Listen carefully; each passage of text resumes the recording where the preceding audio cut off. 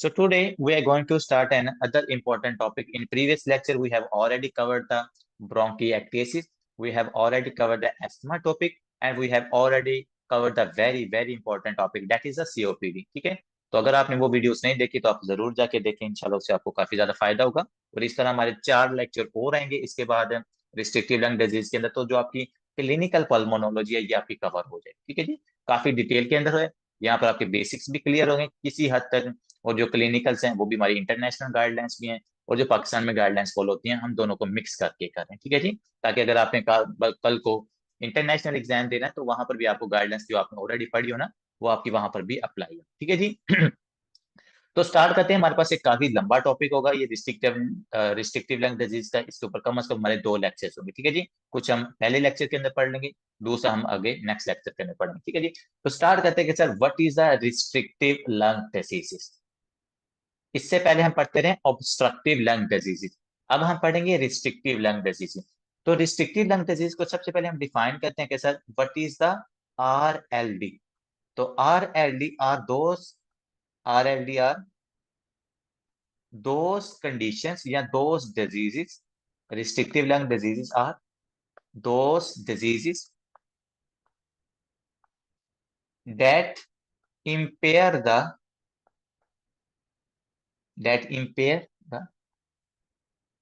inspiration that impair the inspiration by causing stiffness of lungs,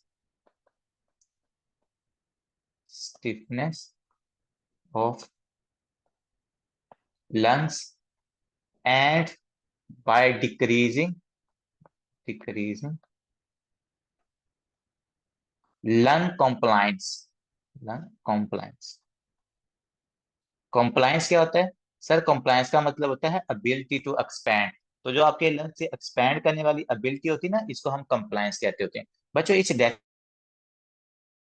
को समझो। अगर आपको डेफिनेशन समझ आ जाए ना तो उस डिजीज का हमारे यहाँ उस टॉपिक का ना पूरा आपका एक जो कोर कंसेप्ट होता है ना वो बन जाता है कि एक्चुअली में उस डिजीज में हो क्या रहा होता है।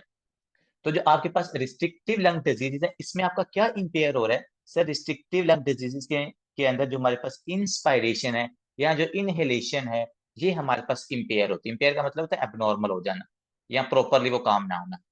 और ये सर अगर हमारे पास इंस्पायरेशन पेशेंट की प्रॉपरली नहीं हो रही तो इसका रीजन क्या है? मैंने कहा इसके आपके पास कम से कम 2 रीजन हैं जो आपने याद रखने हैं। पहला कि अगर आपकी लंग्स की स्टिफनेस होगी है ना, क्या सर?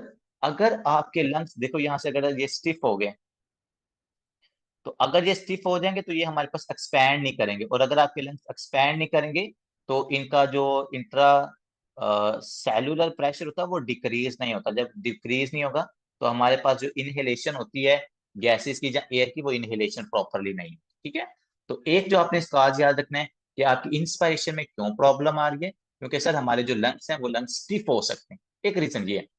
दूसरा सा रीजन आप याद रखना कि अगर हमारे जो लंग्स की कंप्लायंस है, कंप्लायंस होता है अबिलिटी टू एक्सपैंड, कंप्लायंस का मतलब अबिलिटी टू एक्सपैंड। तो किसी भी रीजन की वजह से अगर हमारे लंग्स की जो एक्सपैंड करने की एबिलिटी है अगर वो लॉस हो जाए, मैं आपको रीजन भी बताऊंगा, there are a lot of reasons that can impair the compliance और that can impair the expansion of your lungs. तो अब अगर हम इसको थोड़ा सा सिंपल तरीके में समझें तो सर ऐसा होता है कि किसी भी डिजीज की वजह से अगर मेरे लंग्स स्टिफ हो रहे हैं या वो एक्सपैंड नहीं कर रहे या लंग्स की फाइब्रोसिस होगी है या उनके अंदर किसी चीज की इन्फिल्ट्रेशन होगी है, जिसकी वजह से अगर जो आप एयर को इनहेल कर रहे वो प्रॉपरली आपके लंग्स के अंदर नहीं जा रहे या आप प्रॉपरली इनहेलेशन ही नहीं कर रहे, तो उसको हम कहते हैं that is the restrictive lung disease. Restrictive का मतलब ये रिस्ट्रिक्ट कर रही है आपके लंग्स को, कि उस रिस्ट्रिक्शन की वजह से जो एयर है वो आपके लंग्स के अंदर नहीं जा रही। अब इसमें आपके लंग्स की फाइब्रोसिस हो सकती है, लंग की थिकनेस हो सकती है, लंग के अंदर इन्फिल्ट्रेशन हो सकती है, लंग के अंदर किसी चीज की फाइब्रोसिस हो सकती है। जितने भी रीजन है, अगर हमारे लंग्स एक्सपैंड नहीं हो रहे या दूसरे नंबर अगर हमारे लंग्स के अंदर फाइब्रोसिस है तो जिसकी वजह से इनहेलेशन नहीं हो रही, एयर आपके लंग्स के अंदर नहीं जा रही, इसको हम कहते हैं रिस्ट्रिक्टिव लंग डिजीज। तो रिस्ट्रिक्टिव में प्रॉब्लम होती है इनहेलेशन में पेशेंट को, जो ऑब्स्ट्रक्टिव होती है, ऑब्स्ट्रक्टिव में पेशेंट प्रॉब्लम होती है एक्सलेशन के अंदर या एक्सपायरेशन के, ठीक है बच्चों। तो ये चीज आपने यहाँ पर याद रखनी है, that is the define of the restrictive lung diseases.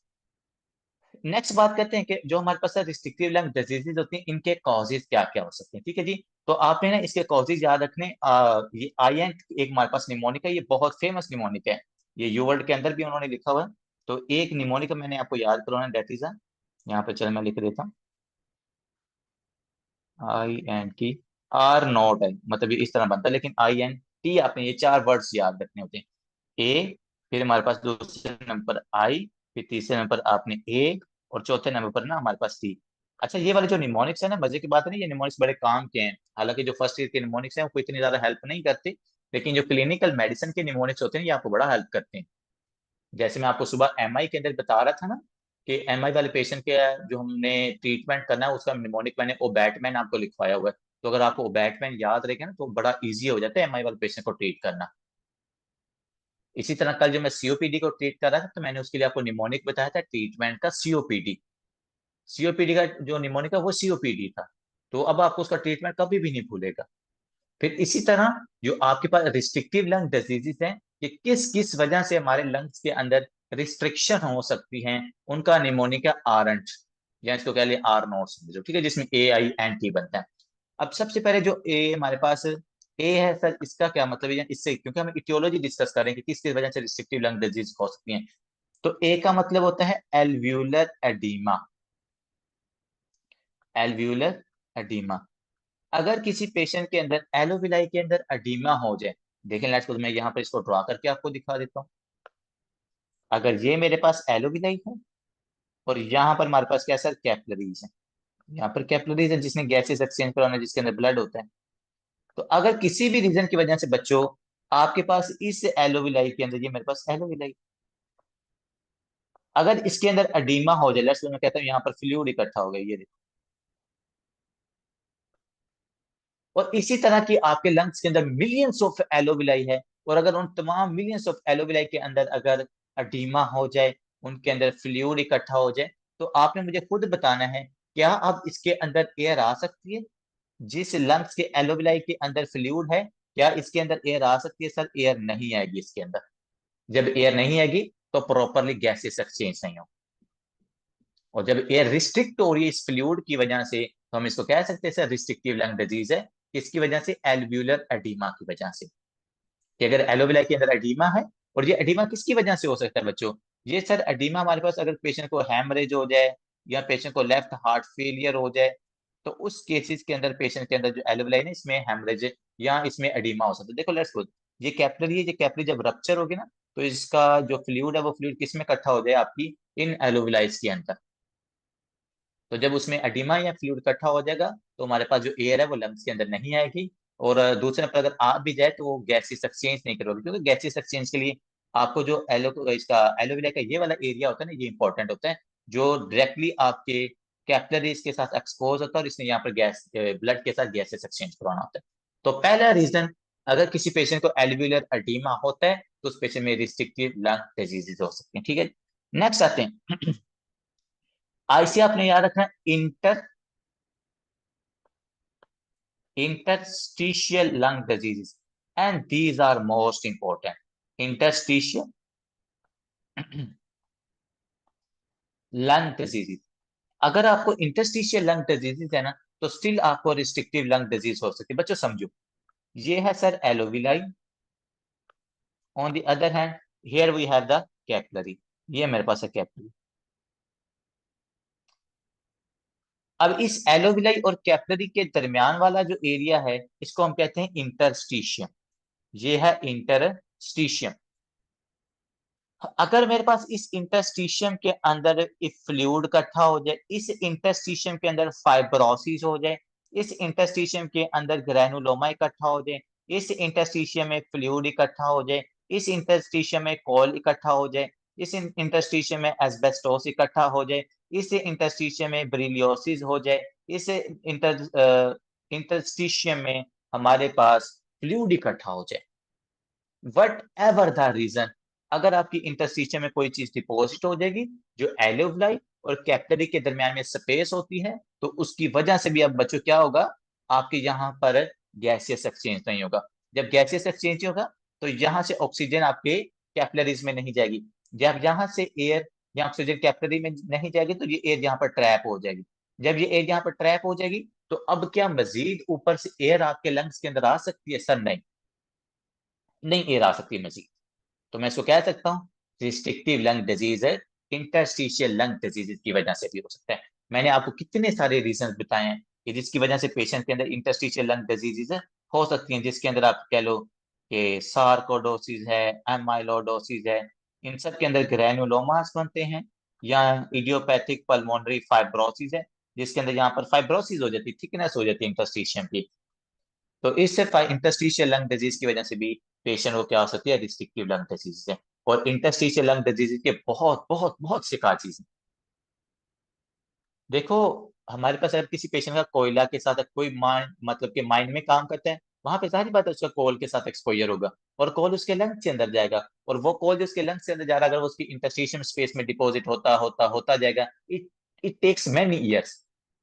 तो एट द एंड पेशेंट में क्या हो जाएगी, रिस्ट्रिक्टिव लंग डिजीज हो जाएगी। इसी तरह अगर किसी पेशेंट का एस्बेस्टोस के साथ एक्सपोजर होता है, ब्रीलियम के साथ एक्सपोजर होता है, तो उन पेशेंट्स के अंदर भी ये इंटरस्टिशियल लंग डिजीज हो सकती है। इसके अलावा मैंने आपको ऑटोइम्यून डिजीज बताई है, जैसे कि सार्कोडोसिस और एमाइलोइडोसिस, उन पेशेंट्स के अंदर भी ये इंटरस्टिशियल लंग डिजीज होती है। और अगर इंटरस्टिशियल में इफेक्ट होगा तो पेशेंट के अंदर गैसियस एक्सचेंज नहीं होगा, मजीद एयर लंग्स के अंदर नहीं आएगी, तो इसको मैं कह सकता हूँ कि इंटरस्टिशियल लंग डिजीज का द रिस्ट्रिक्टिव लंग डिजीज। ठीक है जी। नेक्स्ट आते हैं कि सर ए से क्या बनता है। सर ए से आपने याद रखना सर, ये बहुत इंपॉर्टेंट, सॉरी ए लिखा हो यहाँ पर तो एन आता है। एन से बनता है न्यूरोमस्कुलर डिसफंक्शन, कि अगर हमारे पास उस पेशेंट के अंदर जो न्यूरोमस्कुलर जंक्शन होती है, न्यूरो मस्कुलर जंक्शन। अब ना अक्सर स्टूडेंट इससे कंफ्यूज होते हैं कि न्यूरोमस्कुलर जंक्शन की इफेक्ट होने की वजह से पेशेंट के अंदर रिस्ट्रिक्टिव लंग डिजीज कैसे हो सकती है। देखो, आपने अगर जब एयर को इनहेल करना होता है ना, अगर अभी भी आप बैठे तो आपने लेट्स, मैंने जब एयर को इनहेल करना है तो आपको जो डायाफ्राम है ना, डायाफ्राम की मूवमेंट जरूरी होती है। जब डायाफ्राम हमारे पास नीचे की तरफ जाता है तो आपके जो थोरेसिक कैविटी का एरिया होता है वो ज्यादा होता है। जब वो एरिया ज्यादा होता है तो आपके लंग्स एक्सपैंड कर जाते हैं। जब लंग्स एक्सपैंड करते हैं, इंट्रा जो ब्रोंक सॉरी लंग्स होते हैं उनमें प्रेशर कम होता है। जब उनमें प्रेशर कम होता है तो आप बाहर से एयर को लंग्स के अंदर लेके जाते हैं।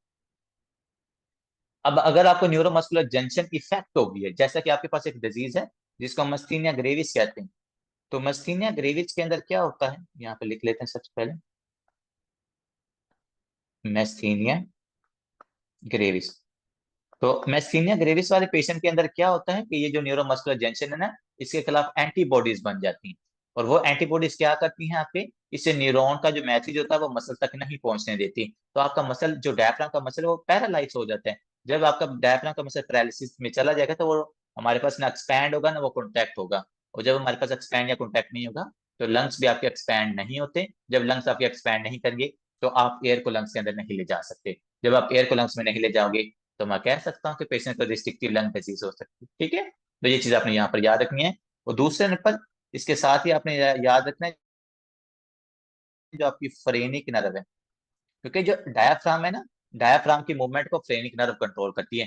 तो अगर किसी पेशेंट के अंदर फ्रेनिक नर्व की इंजरी होती है, उस पेशेंट के अंदर भी डायाफ्राम इफेक्ट होगा और डायाफ्राम मूव नहीं करेगा तो पेशेंट के अंदर लंग्स एक्सपैंड नहीं करेंगे। जब लंग एक्सपैंड नहीं करेगा तो एयर लंग्स के अंदर नहीं जाएगी, आपके पास इनहेलेशन या इंस्पायरेशन इफेक्ट होगी।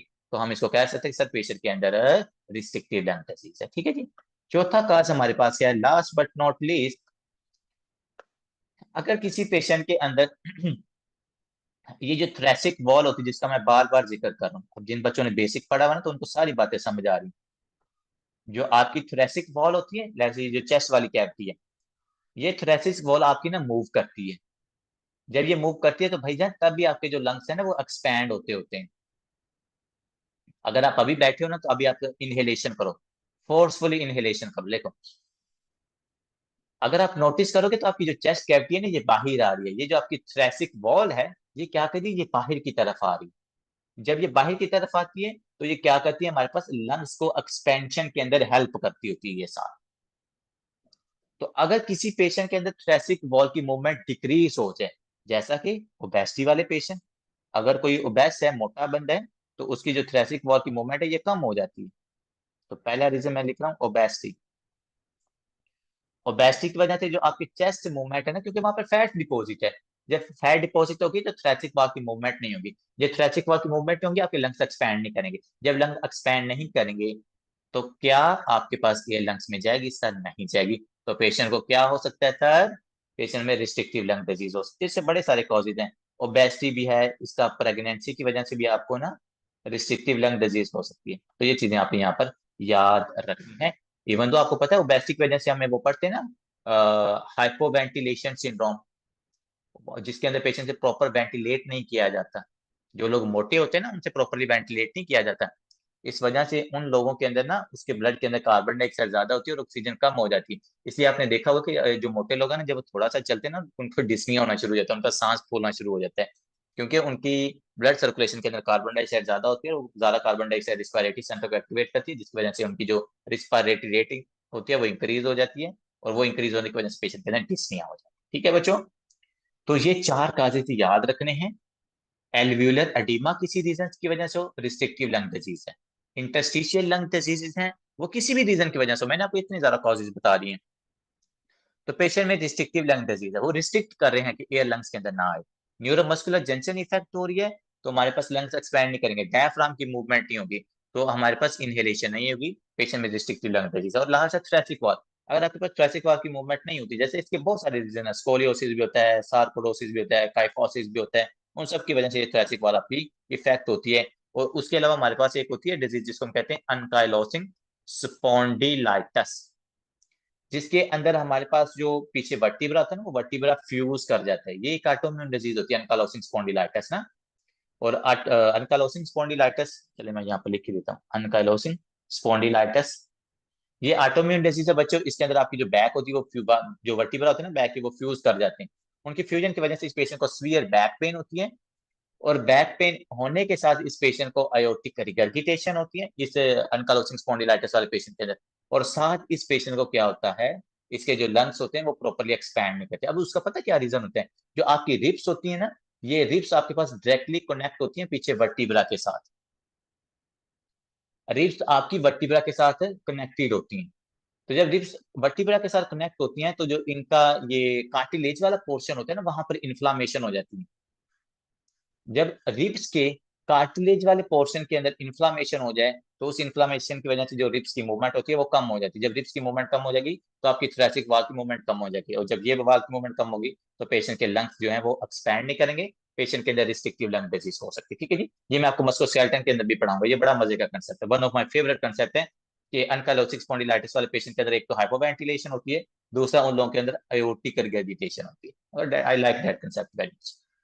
नेक्स्ट बच्चों, सबसे पहले अब ये जो जितने हमने रिस्ट्रिक्टिव लंग डिजीज मैंने आपको ऊपर कॉजेज बताए ना, ये ऑलमोस्ट हमने सारी पढ़नी है। तो जो आपके पास सबसे पहली रिस्ट्रिक्टिव लंग डिजीज आती है ना, जैसे हमने कहा था कि sir obstructive lung disease different है, जैसे एस्थमा है, ब्रोंकिएक्टेसिस है, ब्रोंकाइटिस है, उसके बाद एम्फीसीम है, जो सारे ऑब्स्ट्रक्टिव लंग डिजीज कराते हैं। इसी तरह जो हमारे पास रिस्ट्रिक्टिव लंग डिजीज है, इसके अंदर भी काफी सारी डिजीजेज हैं। जैसे मैंने आपको बताया कि न्यूमोकोनियोसिस हो गया है, पेशेंट के अंदर सार्कोडोसिस है, पेशेंट के अंदर इंटरस्टिशियल लंग डिजीजेस है, पेशेंट के अंदर वस्कुलाइटिस है, पेशेंट के अंदर ऑटोइम्यून डिजीज जैसे कि वो डर्मेटोमायोसाइटिस या पोलीमायोसाइटिस होता है, जो ऑटोइम्यून डिजीज है, उन सब पेशेंट्स के अंदर रिस्ट्रिक्टिव लंग डिजीजेस हो सकती है। ठीक है जी, सर स्टार्ट करते हैं। हमारा जो सबसे इंपॉर्टेंट टॉपिक है, that is the interstitial lung diseases. कि सर जब आपकी इंटरस्टिशियम के अंदर प्रॉब्लम होती है ना, तो उसकी वजह से पेशेंट को रिस्ट्रिक्टिव लंग डिजीज हो सकती है। तो ये इंटरस्टिशियल लंग डिजीज के क्या क्या कॉजेज है, और इस पेशेंट की क्या सिम्टम आ सकती है, हम इस पेशेंट को कैसे ठीक कर सकते हैं, इंटरस्टिशियल लंग डिजीज वाले पेशेंट को, जो कि एक रिस्ट्रिक्टिव लंग डिजीज। ठीक है। सबसे पहले तो हम इसको डिफाइन करते हैं कि सर इंटरस्टिशियल लंग डिजीज हमारे पास क्या है, एक क्रॉनिक इन्फ्लामेटरी डिजीज है। इंटरस्टिशियल लंग डिजीज है जिसको हम कहते हैं ILD. ILD is an chronic chronic lung disease chronic lung disease into which into which there is inflammation, there is inflammation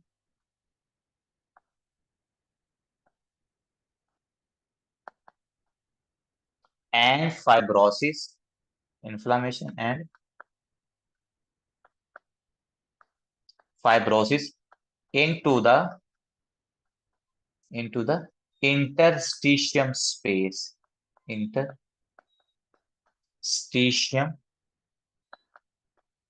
space. कि सर इंटरस्टिशियल लंग डिजीजेस हमारे पास वो तमाम डिजीज हैं जिनके अंदर क्या होता है कि सर जो आपके पास इंटरस्टिशियम है, उस इंटरस्टिशियम के अंदर मैं दोबारा फिर ड्रा कर देता हूँ, ये आपका क्या है, एलोविलाई है। इस एलोविलाई के पीछे क्या बना हुआ है, कैपिलरी होती है यहाँ पर बच्चों, यहाँ पर क्या है, कैपिलरी। तो अगर किसी भी रीजन की वजह से ये जो दरमियान में इंटरस्टिशियम है, यहाँ पर लेट्स सपोज अगर इन्फ्लामेशन हो जाए, इंटरस्टिशियम के अंदर क्या हो जाए सर, इन्फ्लामेशन हो जाए, यहाँ पर ग्रैनुलोमास डिपॉजिट हो जाए, तो उन सब की वजह से क्या होगा sir, there is the no proper gaseous exchange between the capillaries, between the blood and your alveoli. तो अगर गैसियस एक्सचेंज नहीं होगा तो जो आपके पास एयर है वो एयर यहाँ पर इसमें ट्रैप हो जाएगी। जब यहाँ आपके पास यहाँ पर एयर प्रेजेंट होगी वो आपके कैपिलरी के अंदर नहीं आएगी, तो ये क्या करेगी, ये मजीद एयर को लंग्स के अंदर नहीं आने देगी। तो जिसकी वजह से क्या होगा, पेशेंट के अंदर रिस्ट्रिक्टिव लंग डिजीज हो जाएगी। तो अगर इंटरस्टिशियम ही अफेक्ट होगा तो उस पेशेंट के अंदर रिस्ट्रिक्टिव लंग डिजीज हो सकती है। ठीक है जी, ये आपने चीज यहाँ पर याद रखनी है। मैं फिर यहाँ पर दो चीजों को सेपरेट करके लिख रहा हूं कि अगर इंटरस्टिशियम में इंफ्लामेशन या फाइब्रोसिस, तो जिसकी वजह से गैसेज एक्सचेंज नहीं है, एयर हमारे पास लंग से उसमें ब्लड में नहीं जा रही, वो एयर वहीं पर ट्रैप है और वो मजीद एयर को अंदर नहीं आने देगी, जिसकी वजह से पेशेंट को interstitial induce restrictive lung disease हो जाएगी, या जिसकी वजह से पेशेंट को इंटरस्टिशियल लंग डिजीज हो जाती है। ठीक है जी, नेक्स्ट बात करते हैं कि सर आपने जो ऊपर बात की है ना कि इंटरस्टिशियम में क्या हो जाती है, इन्फ्लामेशन हो जाती है, या इंटरस्टिशियम में फाइब्रोसिस हो जाती है, या इंटरस्टिशियम में कोई चीज डिपॉजिट हो जाती है। तो ऐसे कौन कौन से कॉजेज हैं जो वहां पर इन्फ्लामेशन और फाइब्रोसिस काज करवा सकते हैं। ठीक है जी, तो there are a lot of causes that can cause the inflammation और fibrosis into your interstitium spaces. मतलब आप देखो कि ये जो मैं आपको कॉजेज दिखाऊंगा उनकी वजह से आपको इंटरस्टिशियम लंग डिजीज होगी, और इंटरस्टिशियम लंग डिजीज हमारे पास क्या है, एक रिस्ट्रिक्टिव लंग डिजीज है। ठीक है जी, तो अब हमने ये जो इंटरस्टिशियम में ये इन्फ्लामेशन यहाँ पर हुई है ना, या यहाँ पर कोई भी चीज डिपॉजिट हो रही है, तो वो किस किस रीजन की वजह से यहाँ पर डिपॉजिट हो सकती है। तो उसमें बच्चों सबसे पहले हम डिस्कस करते हैं हमारे पास जो निमोकोनियोसिस की डिजीजेज होती है, जैसे लेट्स सपोज एस्बेस्टोस। अगर किसी पेशेंट को एस्बेस्टोसिस हो जाती है, मतलब कि ये एस्बेस्टोस क्या होता है, ये हमारे पास जो रोफ्स वगैरह होती है ना, तो जो लोग रूफ का काम करते हैं तो उनसे आपने देखा होगा वो गत्ते टाइप की ना एक चीज निकलती है, तो उसको एस्बेस्टोस कहा जाता है। ये अगर किसी पेशेंट का इस एस्बेस्टोस के साथ बार बार एक्सपोजर हो रहा है ना, लेट्स सपोज अगर यहाँ पे मैं डायग्राम भी ड्रा करूँ, एस्बेस्टोस के साथ बार बार एक्सपोजर हो रहा है, तो ये एस्बेस्टोस क्या करती है, उस पेशेंट के इंटरस्टिशियम में जाके डिपॉजिट हो जाती है। जब ये उस पेशेंट के इंटरस्टिशियम में डिपॉजिट होगी तो ये क्या कर देगी sir, interstitial lung disease cause करवा देगी, और अगर इंटरस्टिशियल लंग डिजीज काज हो जाएगी तो पेशेंट के अंदर रिस्ट्रिक्टिव लंग डिजीज हो जाएगी। लेट्स सपोज यहाँ पर ये आ रही है एस्बेस्टोस, इधर से ट्रेकिया, ट्रेकिया से ब्रोंकाई, ब्रोंकाई से मेरे पास, क्योंकि ये बहुत स्मॉल छोटे छोटे इसके पार्टिकल होते हैं, I think less than 2 millimetre या लेस देन 1 मिलीमीटर इनका ना इनका साइज होता है। तो एस्बेस्टोस क्या करते हैं, आपकी यहाँ पर इंटरस्टिशियम में डिपॉजिट हो जाते हैं। जब एस्बेस्टोस इंटरस्टिशियम में डिपॉजिट हो जाएंगे तो वो क्या करेंगे वहां पर सर, इन्फ्लामेशन करेंगे, या डायरेक्टली खुद डिपॉजिट होके आपकी गैसियस एक्सचेंज को इफेक्ट करेंगे, जिसकी वजह से पेशेंट को इंटरस्टिशियल लंग डिजीज हो जाएगी। ठीक है।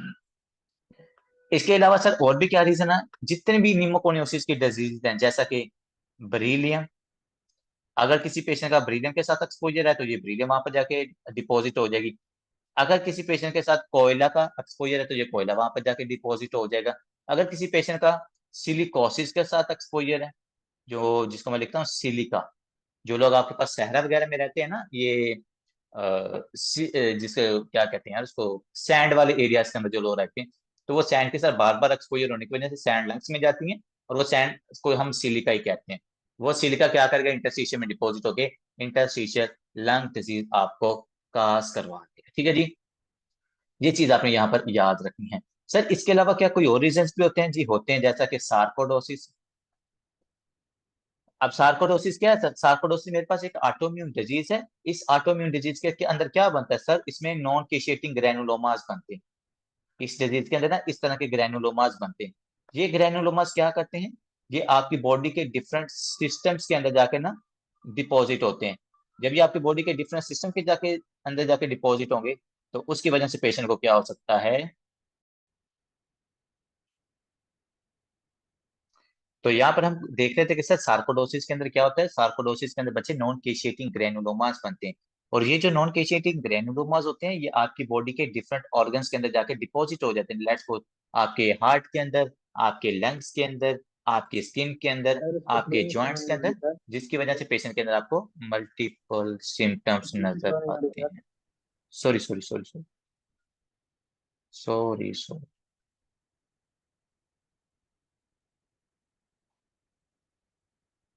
ठीक है, तो मैं कह रहा था कि सार्कोडोसिस की वजह से क्या होता है, सार्कोडोसिस के अंदर नॉन केशिएटिंग ग्रेनुलोमास बनते हैं। और ये जो नॉन केशिएटिंग ग्रेनुलोमास होते हैं, ये आपकी बॉडी के डिफरेंट ऑर्गन्स के अंदर जाके डिपॉजिट होते हैं। जब ये बॉडी के अंदर डिफरेंट बॉडी के ऑर्गन्स के अंदर डिपॉजिट होंगे, तो ये क्या करवाते हैं? They can cause a different inflammatory diseases.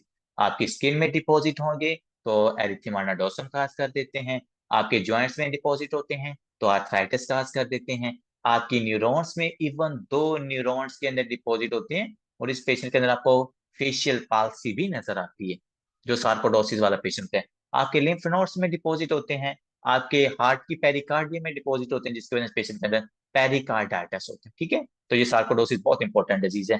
तो ये अगर नॉन केशिएटिंग ग्रैनुलोमास आपकी इंटरस्टिशियल में डिपॉजिट होंगे, तो पेशेंट को इंटरस्टिशियल लंग डिजीज ये काज करते होते हैं। ठीक है जी, इसके अलावा सर क्या कॉजेज हो सकते हैं? इसके अलावा एमाइलोडोसिस।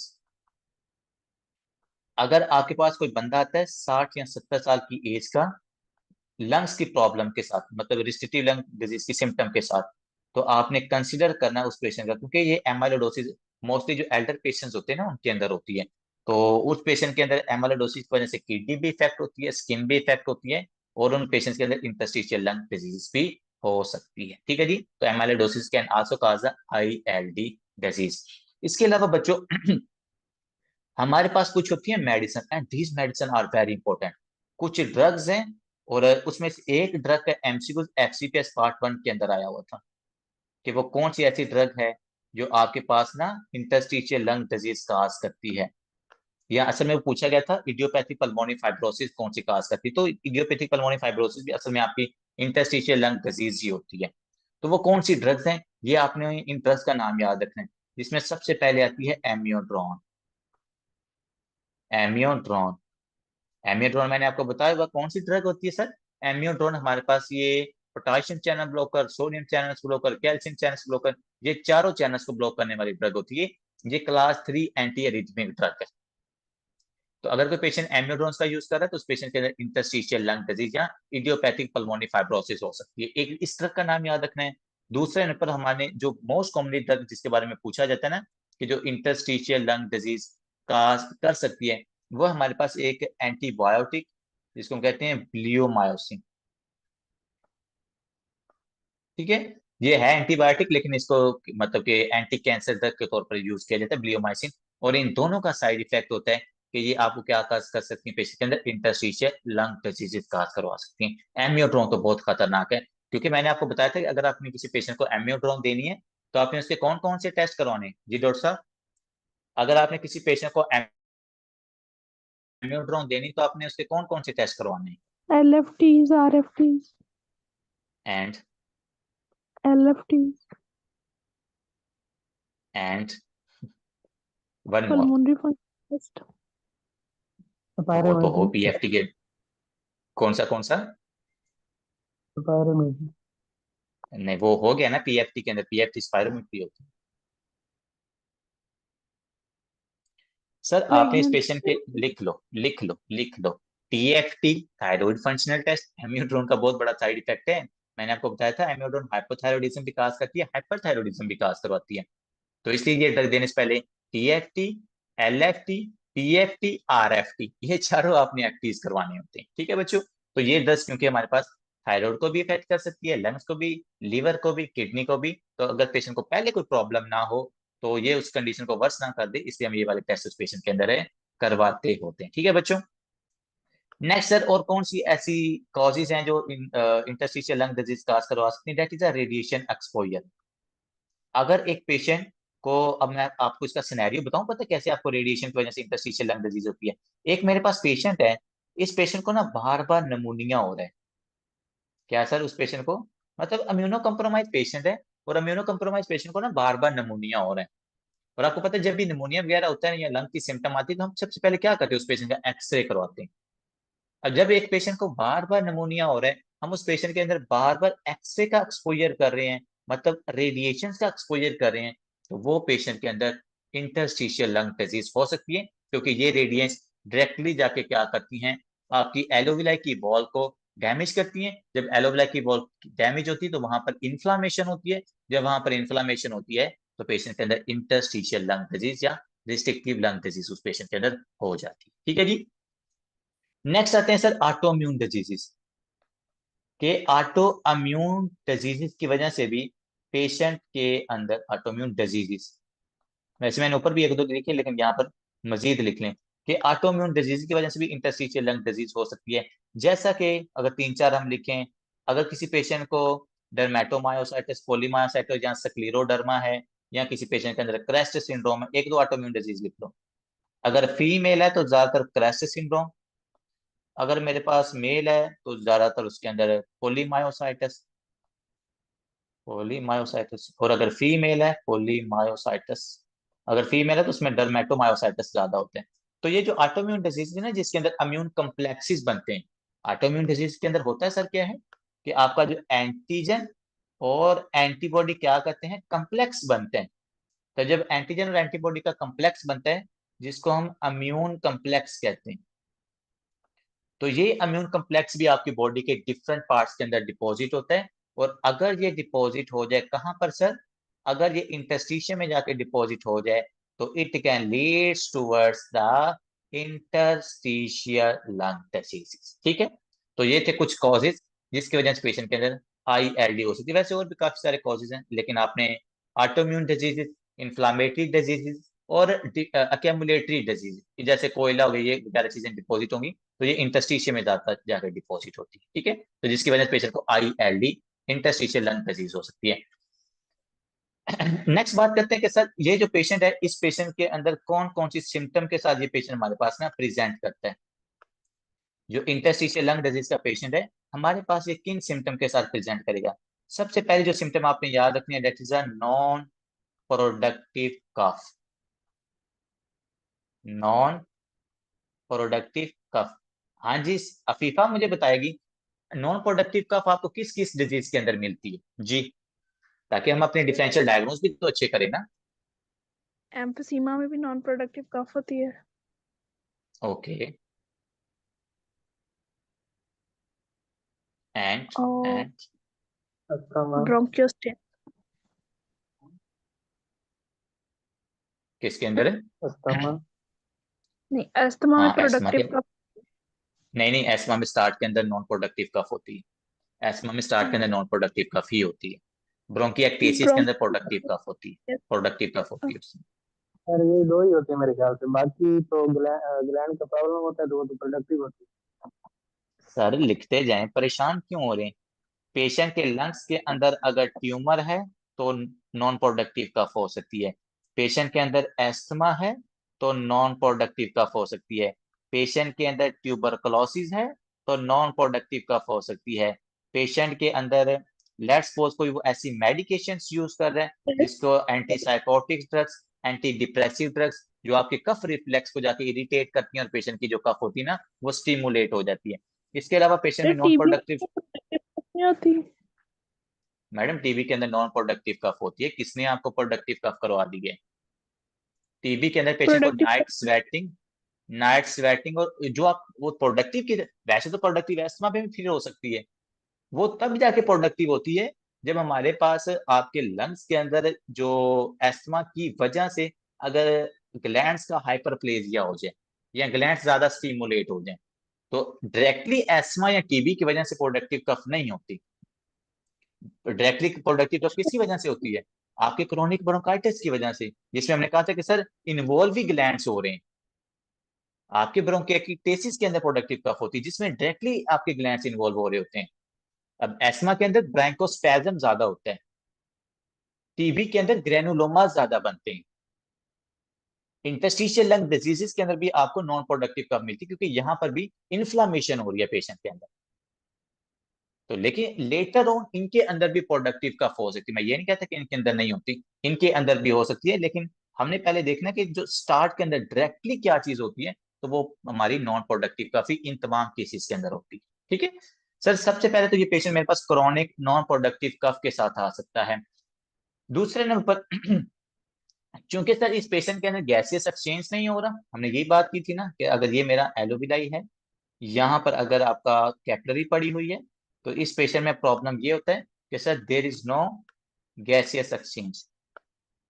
तो यहाँ पर गैसियस एक्सचेंज नहीं हो रहा, और अगर गैसियस एक्सचेंज नहीं होगा तो आपने मुझे खुद बताना है कि आपके पास जो इसके ब्लड सर्कुलेशन है, ब्लड सर्कुलेशन में क्या होगा? सर ब्लड सर्कुलेशन में दो काम होंगे। वो दो काम क्या है कि सर वहां पर कार्बन डाइऑक्साइड ज्यादा हो जाती है क्योंकि बाहर आप नहीं निकाल रहे, और जो ऑक्सीजन है जो लंग्स के अंदर नहीं आ रही, वो ऑक्सीजन हमारे पास कम हो जाती है। लेकिन इसमें डोमिनेंटली जो होती है ना, ऑक्सीजन कम होती है, मतलब पेशेंट के अंदर हाइपोक्सीमिया ज्यादा होता है। तो वही बात होगी, जब ऑक्सीजन कम होगी, यहाँ कार्बन डाइऑक्साइड ज्यादा होगी, तो आपका जो रिस्पायरेटरी सेंटर है, वो रिस्पायरेटरी सेंटर एक्टिवेट होगा, रेट ऑफ रिस्पायरेशन को इंक्रीज कर देगा। यहाँ पर रिस्पायरेटरी सेंटर एक्टिवेट हुआ, और रिस्पायरेटरी सेंटर क्या करेगा? रिस्पायरेटरी रेट को इंक्रीज कर देगा, जिसकी वजह से पेशेंट के अंदर आपको शॉर्टनेस ऑफ ब्रेथ, यहाँ जिसको हम डिस्निया कहते हैं, ये आपको उस पेशेंट में नजर आए। ठीक है जी। नेक्स्ट सर तीसरी सिम्टम क्या है कि सर ये पेशेंट हमारे पास आता है डिस्निया की सम वेट लॉस, पेशेंट हमारे पास वेट लॉस के साथ आएगा। अब इसके अंदर वेट लॉस क्यों हो सकता है जी? डॉक्टर अफीफा बताएंगे कि इसमें वेट लॉस क्यों हो रहा है पेशेंट? सर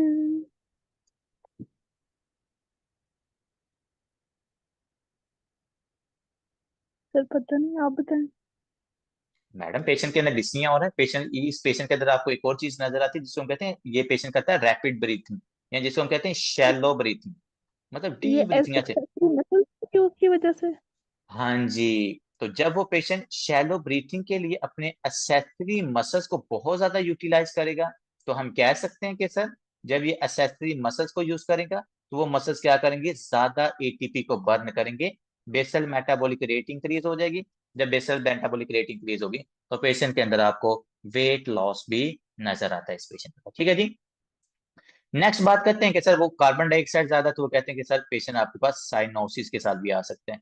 क्यों? क्योंकि वो कार्बन डाइऑक्साइड इसके यहाँ पर ब्लड के अंदर ज्यादा हो जाती है, क्योंकि आप कार्बन डाइऑक्साइड को बाहर नहीं निकाल रहे थे।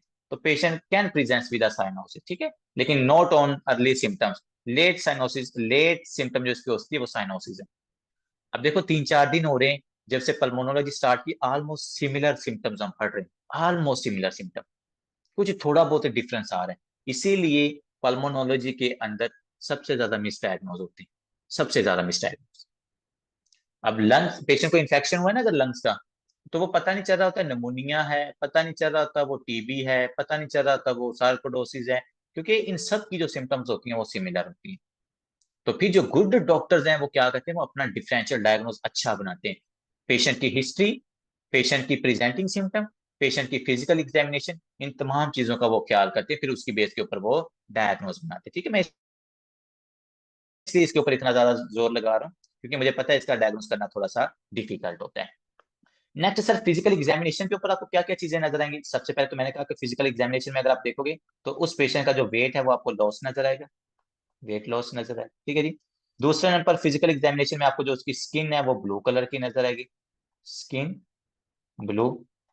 और स्किन ब्लू का हमने क्या लिखा था सर? साइनोसिस। ये चीजें आपको इसके अंदर नजर आ सकती हैं। इसके अलावा आपको यहाँ पर नजर आता है इंस्पायरेटरी क्रैकल्स। जो मैं चीज लिखने लगा हूं क्या? Inspiratory crackles. फिजिकल एग्जामिनेशन मतलब जब आप ऑस्कल्टेशन करते हो ना, तो आपको इंस्पायरेटरी क्रैकल्स सुनाई देते हैं, कि जैसे कोई चीज क्रैक कर रही है आपके लंग्स के अंदर। वो क्यों कर रही है? क्योंकि हमारे पास वहां पर इन्फ्लामेशन है, पेशेंट के लंग्स प्रॉपरली एक्सपैंड नहीं हो रहे, तो वो जोर से उनको एक्सपैंड करने की कोशिश करता है, जिसकी वजह से पेशेंट के अंदर इंस्पायरेटरी क्रैकल साउंड नजर आता है। ये चीज याद रखनी। इसके अलावा जितने भी बुक्स हैं, जो जो डिफरेंट फिजिकल एग्जामिनेशन लिखा हो, कोई जरूरत नहीं है, सिर्फ इंस्पायरेटरी क्रैकल्स आपने याद रखना कि ये हमें इंस्पायर रिस्ट्रिक्टिव लंग डिजीज या इडियोपैथिक पल्मोनरी डिजीज या इंटरस्टिशियल लंग डिजीज के अंदर इंस्पायरेटरी क्रैकल्स सुनाए देते हैं। ठीक है। इसके अलावा बच्चों, ये पेशेंट के अंदर हो सकता है राइट हार्ट फेलियर। क्या हो सकता है सर? राइट हार्ट फेलियर हो सकता है।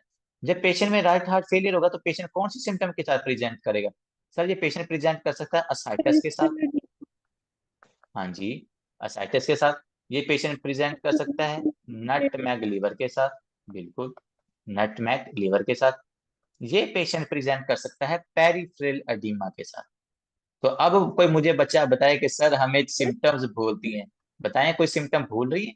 मैंने आपको इसलिए तो कहा था कि मैंने चीजें रिवाइज इतनी दफा कर देनी है कि इंशाल्लाह आपको सिम्टम भूलेंगी नहीं, क्योंकि all symptoms sir are related with each other. जी जी। नटमेग लीवर में हिपैटोजुगुलर रिफ्लेक्स होता है। नटमेग लीवर के अंदर अगर वो राइट हार्ट फेलियर की वजह से हो रहा है ना, तो फिर हमारे पास जेवी डिस्टेंड करती है। लेकिन अगर वो राइट हार्ट फेलियर की वजह से नहीं हो रहा है नटमेग लीवर, वो आपको बुड क्यारी सिंड्रोम की वजह से हो रहा है, तो फिर पेशेंट का जेवीपी रेस नहीं करता। ये नारी के एमसीक्यूज भी है। ओके हाँ जी। तो राइट हार्ट फेलियर, ये मेरे से उसने भी स्टूडेंट ने क्वेश्चन पूछा था, तो उसने बड़ी बहस की थी कि सर ये कैसे हो सकता है। मैं कि यार सिंपल सी बात है, राइट हार्ट में प्रॉब्लम है, आपका जेवीपी से ब्लड राइट हार्ट में नहीं जा रहा, आपके लीवर से राइट हार्ट में ब्लड नहीं जा रहा, तो नटमैग लीवर भी होगा, जेवीपी भी रेज होगी। तो फिर सर, पेशेंट के अंदर जो नटमैग लीवर है, बड कैरी सिंड्रोम की वजह से भी तो नटमैग लीवर होता है, तो उसमें जेवीपी रेज होता है या मतलब कि फ्लैट होता है? मैंने कहा भाई उसमें कैसे रेज होगा, मुझे रीजन बताओ। उस बंदे का राइट हार्ट तो ठीक है, उस पेशेंट के सुपीरियर और इंफीरियर वेना के वजह से ब्लड तो जा रहा है राइट हार्ट में, तो उसकी जेवीपी क्यों रेज करेगी? हाँ, नटमैग लीवर उस पेशेंट का होता है, क्योंकि जो आपके पास हिपैटिक वेन होती है उसमें ऑब्स्ट्रक्शन होती है, उसकी वजह से बैक शिफ्ट कर रहा होता है ब्लड उस पेशेंट के लीवर की तरफ। तो ये चीज आपने जरा थोड़ी सी ख्याल करनी। वैसे कोई इतनी बड़े कंसेप्ट की बात नहीं थी, अगर आपके कंसेप्ट क्लियर हैं तो कोई इतना मसला नहीं है इसके अंदर। आपको पता होना चाहिए कि चेंजेस कहाँ पर आ रही हैं और क्यों चेंजेस आ रही हैं। तो इस तरह के छोटे मोटे एमसीक्यू तो चीज ही कोई नहीं। ठीक है। तो ये फिजिकल एग्जामिनेशन में आपने चीज याद रखनी है। नेक्स्ट बात करते हैं कि सर पेशेंट डिस्निया के साथ, टिप्पणिया के साथ, नॉन प्रोडक्टिव कफ के साथ वो हिस्ट्री दे रहा है कि वो शिप के ऊपर काम करता है, तो आपको लग रहा है कि पेशेंट का एस्बेस्टोसिस के साथ एक्सपोजर हुआ है, और उसकी वजह से इस पेशेंट के अंदर इंटरस्टिशियल लंग डिजीज हो सकती है। तो आपने सब क्या करना है सर? डायग्नोज करना है। डायग्नोज के लिए हम कौन कौन सी इन्वेस्टिगेशन यूज करेंगे? जो बेस्ट इनिशियल इन्वेस्टिगेशन है ना, best best best initial investigation, best initial investigation, initial investigation. सबसे पहले आपने क्या करवाना है बच्चों? आपने सबसे पहले करवाना है एक्सरे। आपने उस पेशेंट का सबसे पहले एक्सरे करवाना है। अब देखो, हर सिस्टम के अंदर ना दो तीन ही भाईजान बेस्ट इनिशियल इन्वेस्टिगेशन है। हार्ट की प्रॉब्लम के साथ आ रहा है ईसीजी, लंग्स की प्रॉब्लम के साथ आ रहा है सर एक्सरे, जीआईटी की प्रॉब्लम के साथ आ रहा है स्टूल कल्चर, पेशेंट हमारे पास निमोनिया की सिम्टम के साथ आ रहा है उस पेशेंट का स्पूटम कल्चर, पेशेंट के अंदर सिस्टेमिक इन्फेक्शन आपको लग रहा है, पेशेंट का ब्लड कल्चर। तो कोई मुश्किल बात ही नहीं, हमारे पास सिंपल सिंपल सी इन्वेस्टिगेशन होती हैं। लेकिन डिफरेंस कहां पर आता है? डिफरेंस आता है how you used your investigations, कैसे आप step by step investigation use करते हो, ये आपको अच्छा और एक बुरा डॉक्टर बनाती है। समझे? तो इस पेशेंट के अंदर सबसे पहले आपने क्या करना है? एक्सरे करवाना है। एक्सरे करवाने के बाद अगर आपको उस पेशेंट के लंग्स के अंदर क्या मिलते हैं? नड्यूल्स।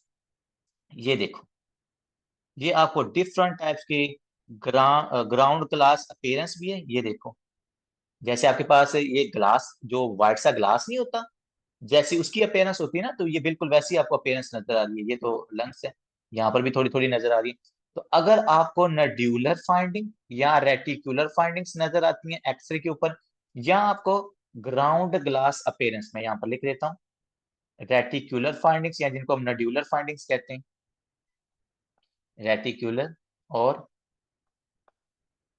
नड्यूलर फाइंडिंग्स ऑन एक्सरे, या आपको ग्राउंड ग्लास अपीयरेंस नजर आता है, मतलब वाइटिश एक्सरे नजर आता है, ग्राउंड ग्लास अपीयरेंस। इसका मतलब है कि सर पेशेंट के अंदर इंटरस्टिशियल लंग डिजीज हो सकती है, यहां से आपको क्लू मिल गया।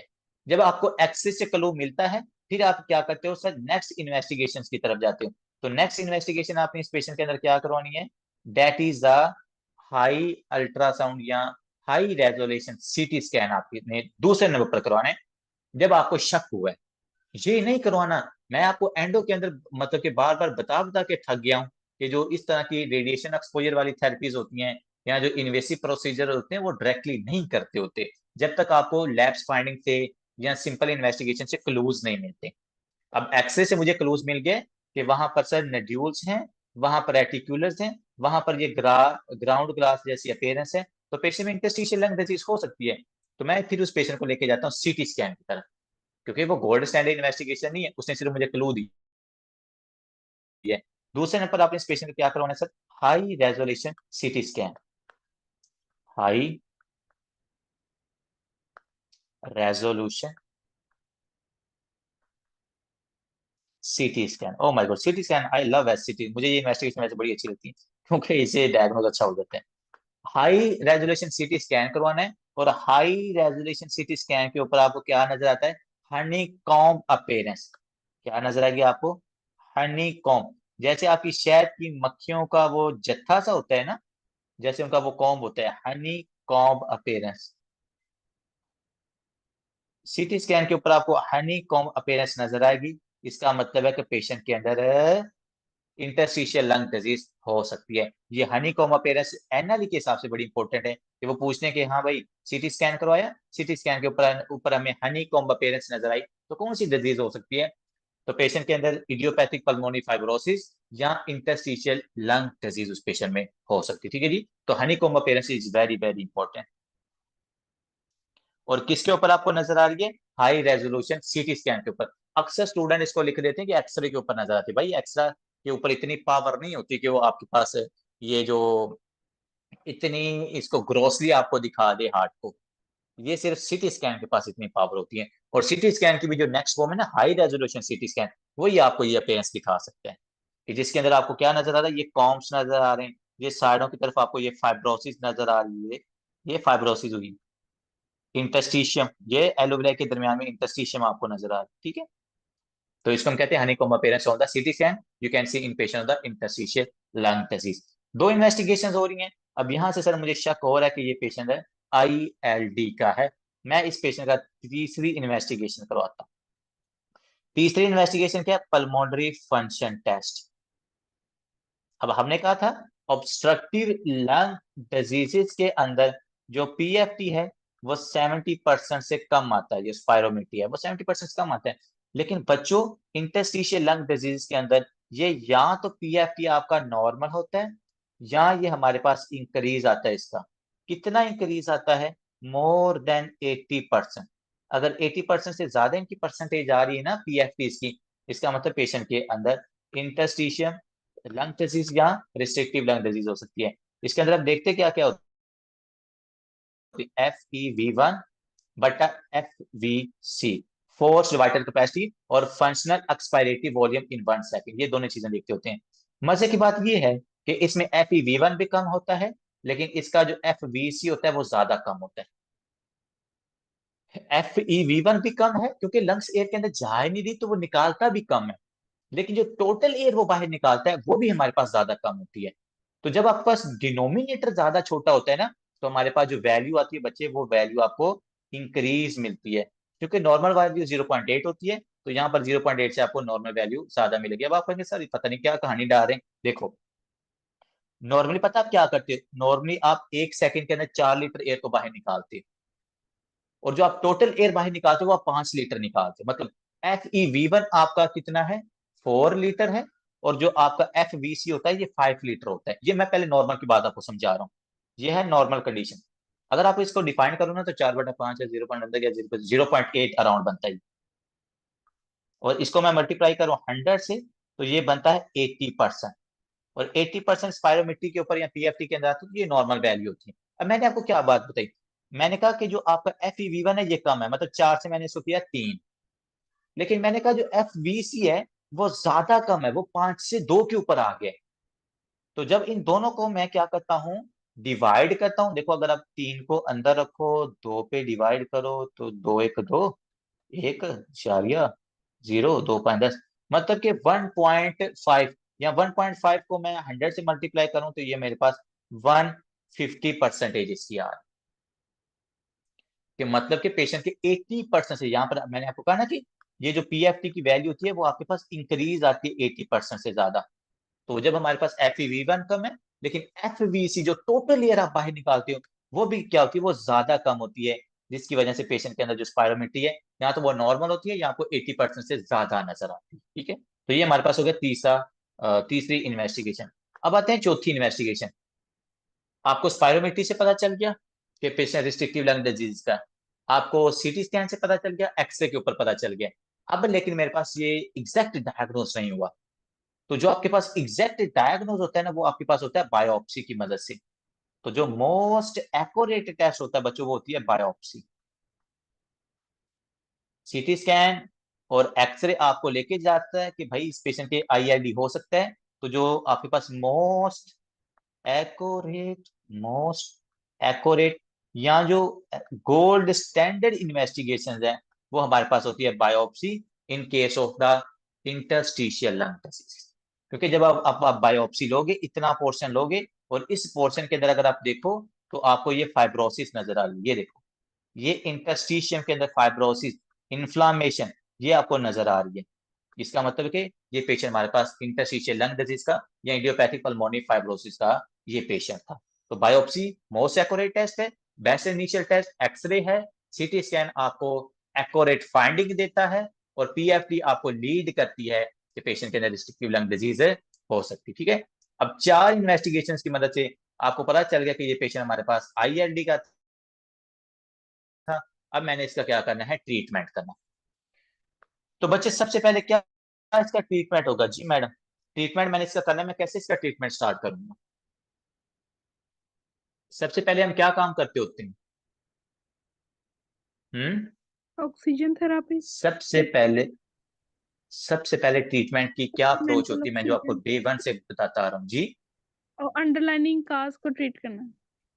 हाँ जी, तो ये बात क्यों भूल जाते हो? मुझे पहले ये तो बताओ आप लोग। मैंने को 70 दफा बताया हुआ कि पहले अंडरलाइन काज को आपने ठीक करना है। फिर भी वही टिपिकल सोच है कि सर हमने सीधा ट्रीटमेंट की तरफ ही जाना है। और भाई ट्रीटमेंट अगर आप कर भी लोगे, तो अगर अंडरलाइन काज को ठीक नहीं करोगे तो पेशेंट आपका कहाँ से ठीक होगा? तो आप दोबारा ये चीज आपको नहीं भूलनी चाहिए कि सर सबसे पहले अंडरलाइन काज को ठीक कर, अंडरलाइन काज। अगर वो अंडरलाइन काज भाईजान एस्बेस्टोसिस है, ब्रिलियोसिस है, वो कोल है, वो सार्कोडोसिस है, वो एमाइलोडोसिस है, तो उसको ठीक करोगे, मेरे पास ग्रेनुलोमस लंग के अंदर आएंगी नहीं, तो मेरे पास क्या हो जाएगा, पेशेंट आहिस्ता आहिस्ता ठीक हो जाएगा, और साथ में उसकी मतलब सपोर्टिव ट्रीटमेंट स्टार्ट कर दूंगा। तो पहले अंडरलाइन काज, ठीक है। ये अंडरलाइन काज को इंशाल्लाह बार बार जब आप करोगे ना, तो आपकी अप्रोच बड़ी अच्छी हो जाएगी। जब जो भी पेशेंट आपके पास ट्रीटमेंट के लिए आएगा ना, तो आप उसका रीजन को देखोगे कि इसको किस रीजन की वजह से ये डिजीज हो रही है। जो कि हमारे पाकिस्तानियों के अंदर ये बिल्कुल ही, हम सिम्टोमेटिक ट्रीटमेंट, सीधा सिम्टोमेटिक ट्रीटमेंट देखते हैं। तो अंडरलाइन काज को बच्चे आपने ठीक करना है। जैसे कि मैंने आपको कहा कि अगर वो पेशेंट लेट्स सपोज सार्कोडोसिस का है, या वो पेशेंट हमारे पास नीमोकोनियोसिस का है, तो आपने उसका एक्सपोजर रोकना होता है कि भाई अब आपने मजीद उस एरिया के अंदर काम नहीं करना जहां से आपको एस्बेस्टोसिस कोल या आपके लंग्स के अंदर जा रही है। ठीक है, तो ये पहले आपने अंडरलाइन काज को ठीक करना है। दूसरे नंबर आपने अवॉइड करनी है वो सारी चीजें, अवॉइड करना अपने एक्सपोजर। जैसे मैं आपको बता दिया ना कि आपने मास्क यूज करवाना है, कोर्स एक्सपोजर कम करना है, एलर्जन से एक्सपोजर उस पेशेंट का कम करना है। दूसरा काम हो गया। तीसरे नंबर पर आपने उस पेशेंट के अंदर चूंकि इन्फ्लामेशन हुई हुई है ना उस पेशेंट के लंग्स के अंदर, तो उस इन्फ्लामेशन के लिए आप क्या कर सकते हो, आपने उस पेशेंट को स्टार्ट के अंदर देनी है एंसिड्स। ठीक है, अब एंसिड से अगर ज्यादा इफेक्ट ना आ रहा हो और डिजीज की ज्यादा सिविरिटी है, देखो स्टीरोड सीधे नहीं लगाते। अगर एंसिड नॉन इफेक्टिव हो या डिजीज की सिम्टम्स ज्यादा सीवियर हो, फिर आपने उस पेशेंट को किसके ऊपर लेके जाना है, कोर्टिकोस्टीरोइड्स के ऊपर। कब लेके जाना कोर्टिकोस्टेरॉइड्स के ऊपर? सीधा नहीं लेके जाना। अगर आपकी एंसिस जब कभी काम नहीं करती या डिजीज की अगर सिविरिटी ज्यादा, तो फिर हम डायरेक्टली कोर्टिकोस्टेरॉइड्स की तरफ उस पेशेंट के अंदर जा सकते हैं, ठीक है जी। और यहाँ पर कोर्टिकोस्टेरॉइड ज्यादातर आप कौन से यूज कर सकते हो? प्रेडनिसोलोन, प्रेडनिसोलोन यूज कर सकते हो, डेक्सामेथासोन यूज कर सकते हैं। तो ये हम इस पेशेंट के अंदर ये वाले स्टेरॉइड्स यूज करते हैं, ठीक है। दूसरे नंबर पर वो जो हम इनहेलर की भी बात करते थे ना, ब्यूडिसोनाइड, तो वो वाले इनहेलर आपको ज्यादातर हेल्प करते हैं ब्रोंको डायलेशन के अंदर, ठीक है। तो वहां यहाँ पर उनका कुछ ज्यादा इफेक्ट नहीं होता। तो प्रेडनिसोलोन या डेक्सामेथासोन की तरफ जाइएगा। स्टीरॉयड सब हमने दे लिए, लेकिन स्टीरॉयड देने के बावजूद इस पेशेंट की जो सिम्टम्स है वो इंप्रूव नहीं हो रही। अभी तक हमने कितनी अप्रोचेस देख ली हैं? अंडरलाइन काज अवॉइड करना एक्सपोजर को, एंसिस और स्टीरॉइड्स है। चौथे नंबर पर हमने उस पेशेंट की इन्फ्लामेशन को या जो फाइब्रोसिस हुई है ना, उस फाइब्रोसिस को हमने कम करना है।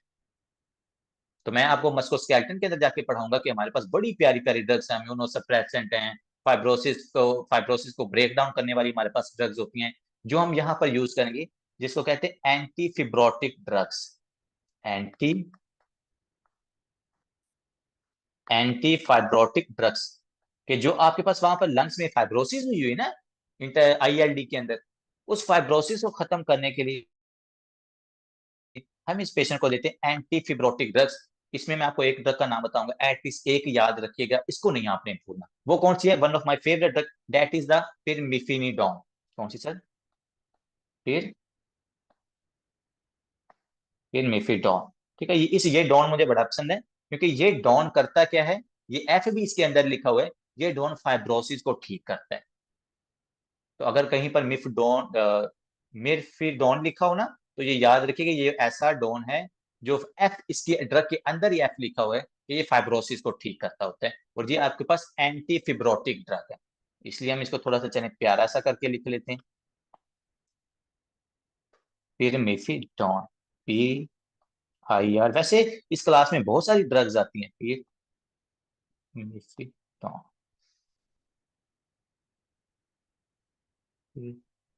चलो जी, ये ड्रग आपने यहाँ पर याद रखनी, क्योंकि डॉन है और ये हमारे पास है, पिरमिफेनिडोन आ गया। इस ड्रग को आपने एटलीस्ट याद रखना, मैं आपको ज्यादा ड्रग्स इसकी नहीं याद करूंगा, वो मस्कुलोस्केलेटन के अंदर हम इसकी देख लें, ठीक है।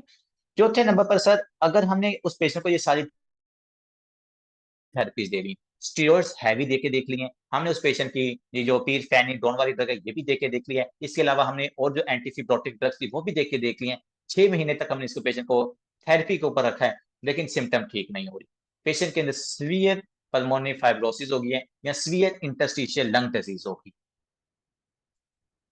तो जब आपके पास रेजिस्टेंट हो जाए ऊपर वाली ड्रग से, कोई ड्रग काम नहीं कर रही होती, जब मेडिकल थेरेपी फेल हो जाती है, तो हमारी नेक्स्ट अप्रोच क्या होती है सर? सर्जिकल अप्रोच होती है हमारे पास।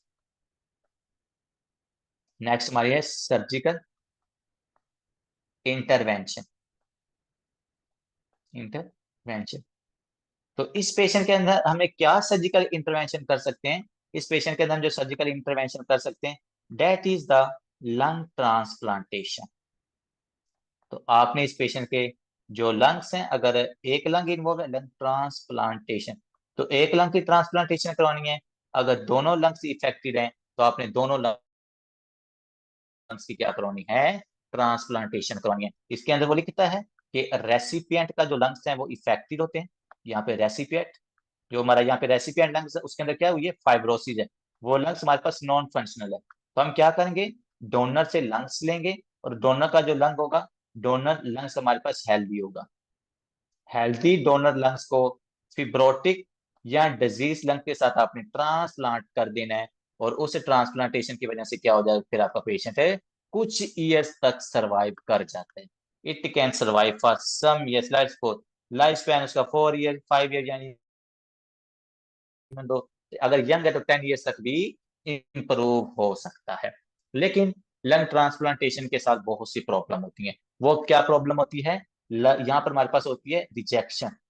लंग ट्रांसप्लांटेशन रिजेक्शन का रिस्क बहुत ज्यादा होता है।